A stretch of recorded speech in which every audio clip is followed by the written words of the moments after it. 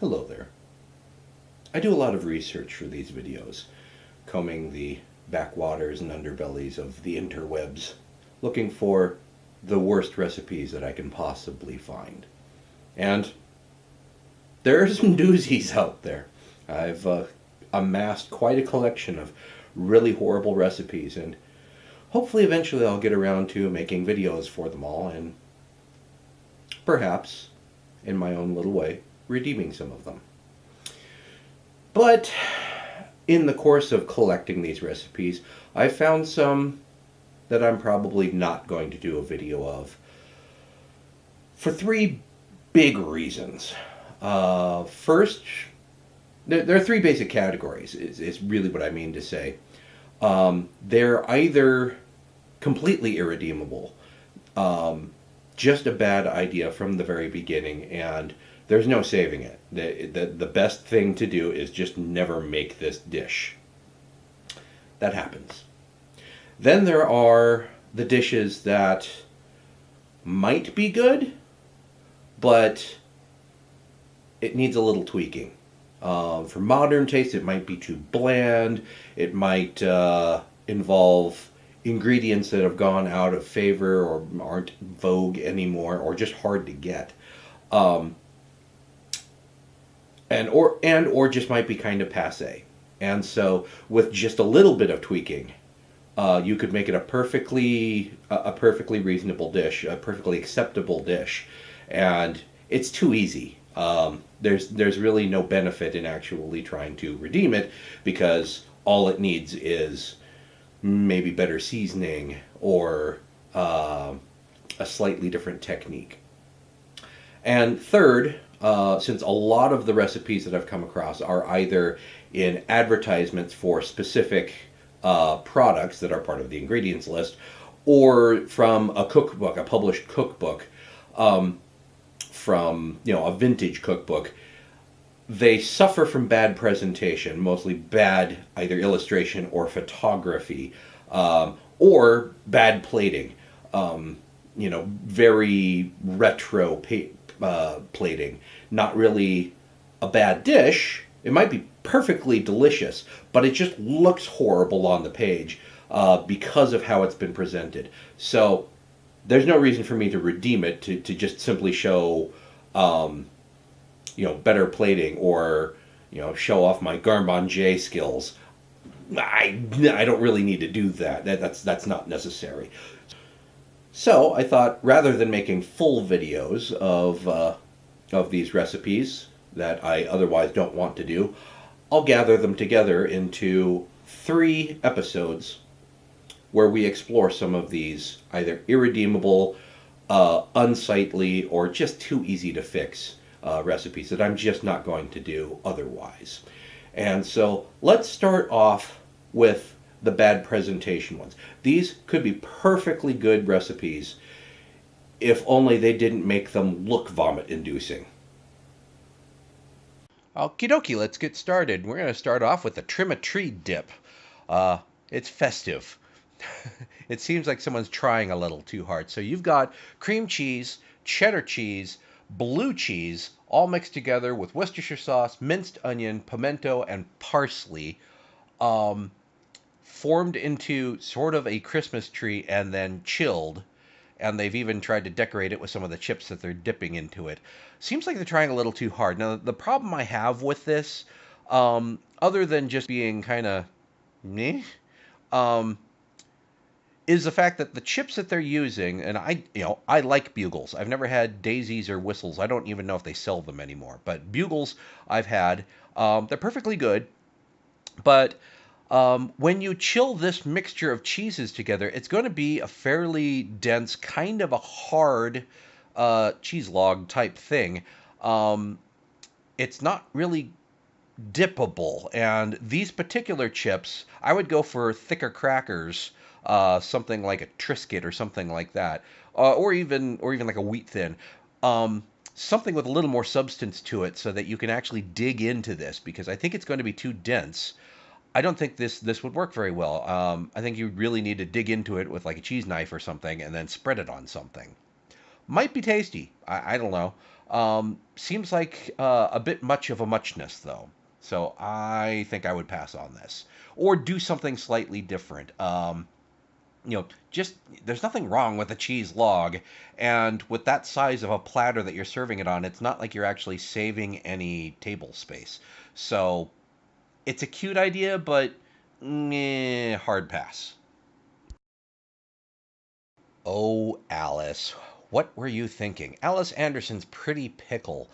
Um, where do I even start? So, you're making a tree by getting a wedge of cheese and stabbing it with toothpicks with pickles on the end.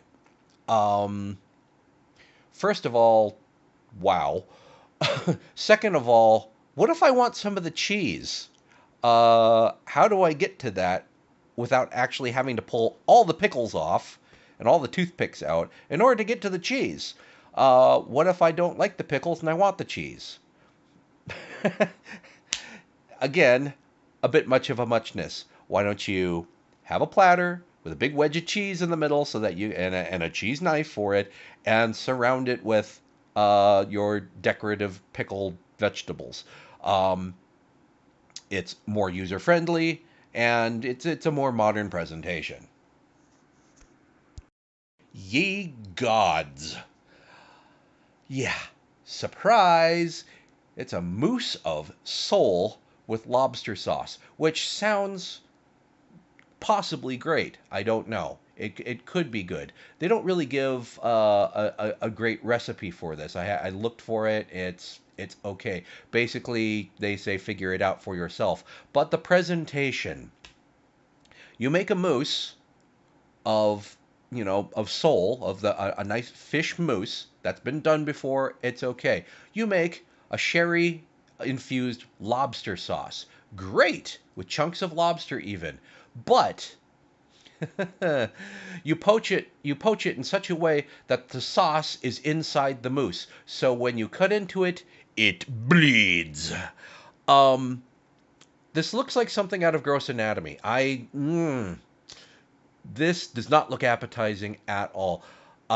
If you want to do a mousse of sole and have lobster sauce, just do individual portions, little domes, or little, sort of cups, um, and serve some lobster sauce. Maybe even on the side, just put some of the actual chunks of lobster, and then have the diner themselves pour some of the lobster sauce on.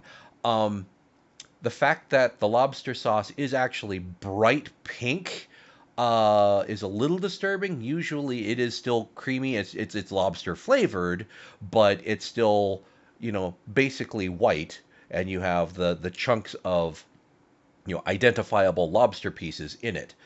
This, it's like you poured Pepto Bismol over the top.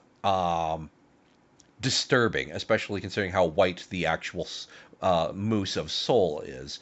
It looks almost like you just found like a big wheel of cheese and then poured Pepto Bismol on it. Um, the photography doesn't really help. It's obviously a vintage ad, or actually a recipe card. It's one of the McCall's recipe cards. Uh, wow, just disturbing. Um, I'd try it. I'd have to close my eyes though. Ah, another Tower of Power. Um, there wasn't really any recipe along with this. I just found this photo on the internet. Um, Again, you're trying too hard to impress. If people like their shrimp cocktail, it looks like they went for like a sort of a creamy cocktail sauce on the side there. I'm not sure, um, but whatever. Sure. If you're trying to impress, I guess that's one way of doing it by just going for height. Um, but it seems like a lot of work for what is essentially shrimp cocktail here. Uh, and there's a lot of with all that greenery, you have a lot of um, non-edible garnish, and that's kind of a no-no. You end up wasting a lot of having just all this greenery that no one's going to eat. And oh, by the way, in my household anyway, we have cats. Um, I don't know that this would last the entire evening, to be honest. We'd probably have to lock them away. Hot doggity. So if you take a look at these, they're basically they're taking cornflake crumbs. Um, you just take cornflakes and smash them up. But probably this is a product that came about when they had um, some problems in production, and they had a lot of their cornflakes get crumbled up before they ever made it into a box. And so they collected them and said, "Hey, people use them for breading your corn dogs with." Um, these are probably fine. They're oven baked instead of deep fried, which is probably better for you. I'm gonna say it's probably better for you. Um, they just look a little weird, um, because it's a corn dog. Intellectually, it's a corn dog, but you look at it and you're not quite sure because it doesn't quite look like a corn dog, um, and yet it does. There's that sort of uncanny valley when it comes to food recognition. Um, it looks strange. I'd give it a try, but corn dogs really aren't that difficult, so just make a corn dog. Ooh, puffy cheese omelet. So this is both better than it looks and worse than it looks. So here's the deal. It doesn't obviously you can't see the recipe here. It's on a completely different page, but not important.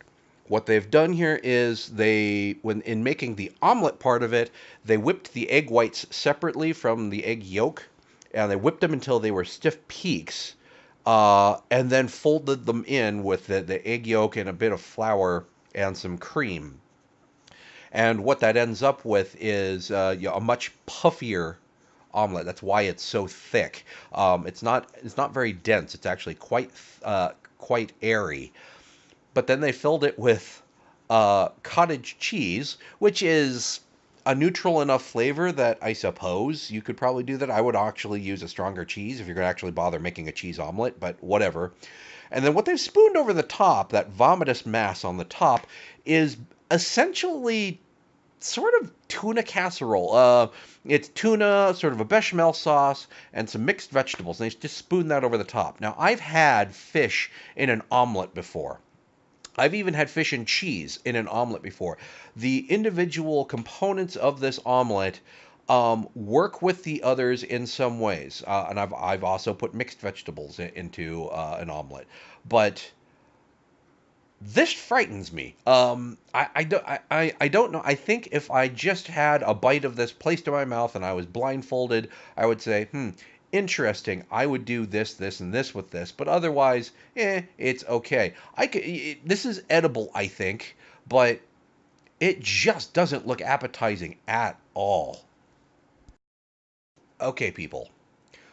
Fruitcake has enough problems as it is. You're not helping. White mystery fruitcake. It's already a mystery what's in fruitcake to some people. So you're not helping here.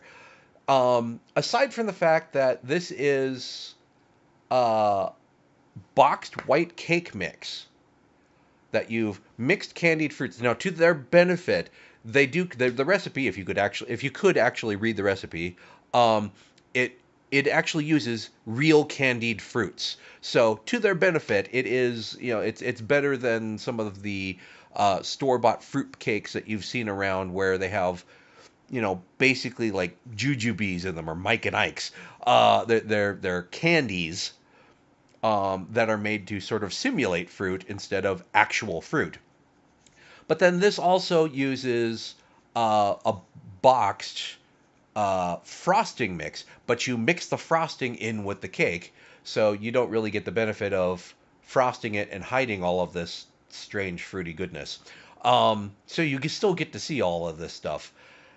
It's just that the frosting mixes in, which is essentially means that you're just adding extra fat and sugar to something that is already quite sweet and fatty.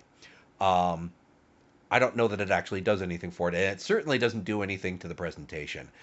Uh, this is frightening, and you can do a better fruitcake too. So this actually fits in both the too easy category and the bad presentation category. But I stick it here because wow, that is frightening.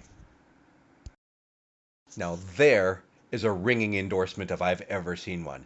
This is as hearty a dish as a person on a bland diet can eat. Just makes me want to jump up and cook it right now. This is a salmon or tuna cheese loaf for bland diets. And it basically is canned salmon or tuna with some chopped mushrooms, also canned, egg, some cheddar cheese, some lemon juice, and some cream of rice. It's just like cream of wheat, but it's rice. So, rice and fish and mushrooms with some cheese. Uh, Not bad. That would be okay. Um, it could use some seasoning, certainly, but otherwise, it might be okay. And they did say specifically this is for someone who needs a bland diet for whatever reason. Why they're serving this on a bunch of orange slices? Um, is that orange or lemon? I can't really tell, but I think they're orange. And the sliced egg is a nice touch, but otherwise it looks like it could be a giant chocolate chip cookie or a giant oatmeal cookie for that matter. It doesn't look very appetizing, whereas you could do a nice fillet of salmon with a side of rice, or if you had to have cream of rice, okay, cream of rice.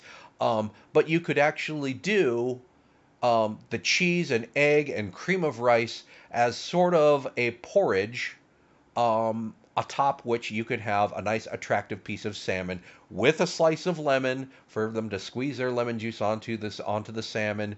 Um, Dress it up that way. It would look a lot better. It would be the same ingredients, and so it would be your bland diet, but it wouldn't look quite so disturbing. Um, this looks this looks too healthy. It looks like something that will taste bad, but is probably good for you. And no one really wants that. Even if they, on an intellectual level, want that because they're looking out for their health, they don't really want that. Ooh, cup steak puddings. So this is not what is left over after liposuction. If you were able to read the recipe, it's basically some self-rising flour, some regular flour, um, some breadcrumbs, baking powder, and a Tora, which is a brand of beef suet back when they actually commercially sold beef suet. Um, so beef fat. So these are basically Yorkshire puddings. However, that's not what Yorkshire pudding should look like.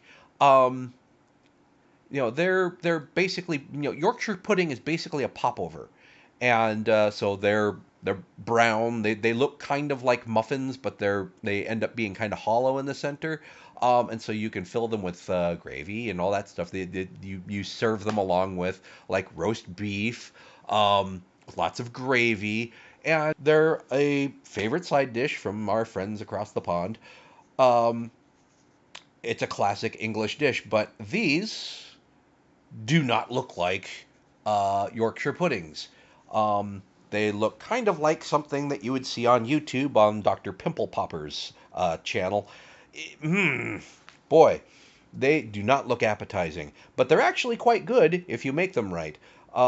I don't know why they made them look like this, because that doesn't look appetizing, and I don't think even in the era that this came out, which I think was I want to say this was 1950s. Um, that's just not attractive. Black walnut flavored cake. I didn't actually see the recipe for this, and it doesn't matter. It's a cake. And black walnut cake, sure, sure, why not? But why the pink frosting? Has nothing to do with black walnuts. Uh, and if you're, looking at this and reaching for the Pepto, hey, guess what? It's already on the cake. The caption on this photo is Sardines and Scalloped Potatoes, a perfect combination. I don't think so. I like sardines. I like scalloped potatoes. This combination doesn't look appetizing at all. In fact, if I didn't have that caption, I would have no idea what I was looking at. Um, Except that it actually looks like sardine heads. Obviously, the advent of okay, shrimp Lamaze. At the very least, this dish is actually named appropriately because I look at this and I start to hyperventilate. So it's essentially, if you take a look at it, Campbell's tomato soup, condensed soup with a cup of mayonnaise and some sweet pickle relish and some grated onion, a little bit of mustard, and some lemon juice. If you think about that, if you just pretended like the tomato soup was actually ketchup, mayonnaise, relish, that's Thousand Island dressing. So if you think about it, that's basically you're pouring Thousand Island dressing on a shrimp salad. This isn't so bad. I think it's actually pretty good. Add a little horseradish, and it would basically take it in a cocktail sauce direction. Um, but this I mean, it just looks a little too creamy. Um, and when shrimp have a sort of glisten to them, like they have a layer of something kind of slimy on them, to me, my brain says these are spoiled. Better take a whiff of them to make sure they're not going to kill me. So, yeah, I think I would honestly, just present this better. Well, and just use Thousand Island dressing for that matter. Uh, Dress the salad first, and have a little bit of grated Parmesan in there, and whatever other salad ingredients that you want to put in there. Maybe some avocado would be good. Dress the salad, toss it, and then top it with some fresh cooked shrimp. It would look a lot better. Maybe sprig of parsley on top, whatever. It would look better. The shrimp would taste cleaner because they're not covered with Thousand Island dressing, and it wouldn't look quite so, I don't know, dangerous. Ooh, best for last. So these are just Frankfurters. This is sort of the problem that you run into when you print in only one color, because you're cheap or whatever. So I'm pretty sure that these Frankfurters, at least the Frankfurters that I've had, uh, no hot dogs are that color. Uh, you know, Outside of 3 Mile Island, um, no hot dogs are that color. So they're a little alarming to begin with. Then you serve them with these onion cups. They basically take a raw onion and they've dug out the center so that you just have that outer shell, and use them as cups for creamed carrots. I've never had creamed carrots. They might be perfectly fine. They might be good, but because they've only used one color to print this with, they also look kind of disturbing. They look more like some sort of jello, like cubes of jello in whipped cream, which is really incongruous when they're served with a bunch of radioactive hot dogs. Um, and they say that you can serve this along with parsley potatoes, citrus salad, and butterscotch pudding. Um, this photo makes me want none of that. I like hot dogs just fine. I am a big fan of hot dogs. Creamed carrots might be fine. Raw onion, I don't know if I'd really eat a whole lot of. I don't think you were ever intended to actually eat the onion cup here. So that is, functional garnish, but not really something that you want to eat. It's just disturbing. Just overall, it's Mrs. Damon Runyon. Um, has issues. I think you don't really need to gussy hot dogs. That's the most democratic food you can possibly have. Just anybody want a hot dog? Yes, straight off the grill into my belly. Done. You don't need to present them or anything like that. So there you have it, episode 1 down. Please comment below and let me know what you think of what I've shown you here. And if there's anything that you think didn't look that bad, looked worse than I thought it did, please comment, like the video, subscribe to the channel, and stay tuned for episode 2, where we're going to talk about the ones that are just too easy to fix.